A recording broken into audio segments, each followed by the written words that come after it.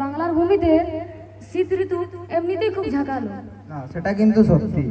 আর তা বৃষ্টিতে হয়ে উঠেছে ধারালো। হ্যাঁ, ওটা তো দেখাই যাচ্ছে এত বৃষ্টি। আর তারই সঙ্গে সঙ্গে বাতাস হয়ে গেছে শুরু। বাতাস তো খুবই চলছে। এই অকাল দুর্যোগে এটাই আশা করছি যাতে ফসলের কোনো ক্ষতি না হয়। হ্যাঁ, তো আমরাও কি করতে পারি বলো? আমরা তো সবাই চাষা মানুষ।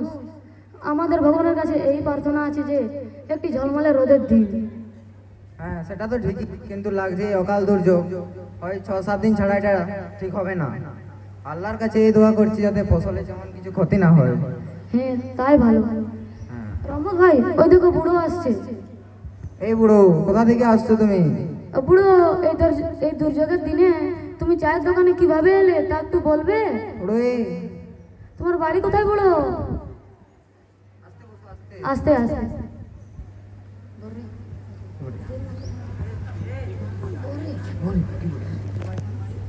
তোমার বাড়ি কোথায়?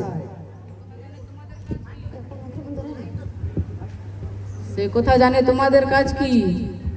এই বুড়ো তো চলতেও পারছে না, আর বুড়োর তো তেজি দেখছো তোমরা।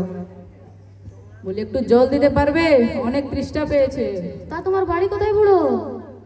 পানি দিতে পারবে কি?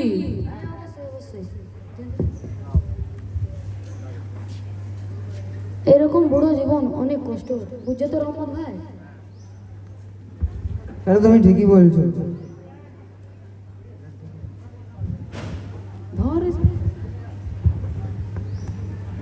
এ বুড়ো, কোথায় যাবে এখন তুমি? আর তোমার বাড়ির লোক আছে? আমার কোনো ঠিক ঠিকানা নেই। এই শীতের দিনে এই বুড়ো লোকের অনেক কষ্ট, হ্যাঁ, বুঝছো তো সেটা তো রহমত ভাই? দেখছোই। এই রহমত এই ভাই, বুড়ো বুড়োর কি কি হয়ে গেল? কি- বুড়োর কি হয়ে গেল? ও বুড়ো,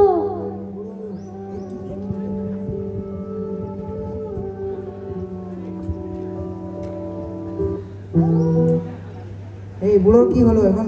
পুলিশকে জানাতে হবে। হ্যাঁ, পুলিশকে জানাতে হবে রহমত ভাই। আমরা তাহলে কি করতে পারি? এই এই তো পুলিশও চলে এই পুলিশ, তোমার একটু সরো সরো সরো।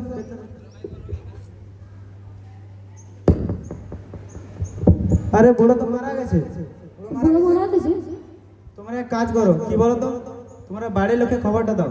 না, কিন্তু বুড়োর তো কোনো বাড়ির লোক নেই, বুড়ো বললো। বুড়ো তো একা। তাহলে এখন কি করা যায় বলো তো? কি করা দাঁড়াও, যায়? আমি দেখছি কিছু যদি করা যায় তো। রহমত ভাই, কি করি বলো তো? কি করা যায় বলো তো? একে চলো মাটিতে ডুবে দেওয়া যায়। মাটিতে ডুবে দেবো কেন? হ্যাঁ, এত একজন মুসলিম, এ তো পানি চেয়েছিল। না, এ হিন্দু, এ জল চেয়েছিল। না, এ তো আমাকে বললো পানি দাও তুমি। না, এ জল চেয়েছিল, এ আমার না, তো ধর্মের। পানি বলেছিল। না, এ হিন্দু ধর্মের, আমার ধর্মের। না, এ তো আমার মুসলিম ধর্ম ধর্মের, এ তো আরে আরে পানি আরে চেয়েছিল।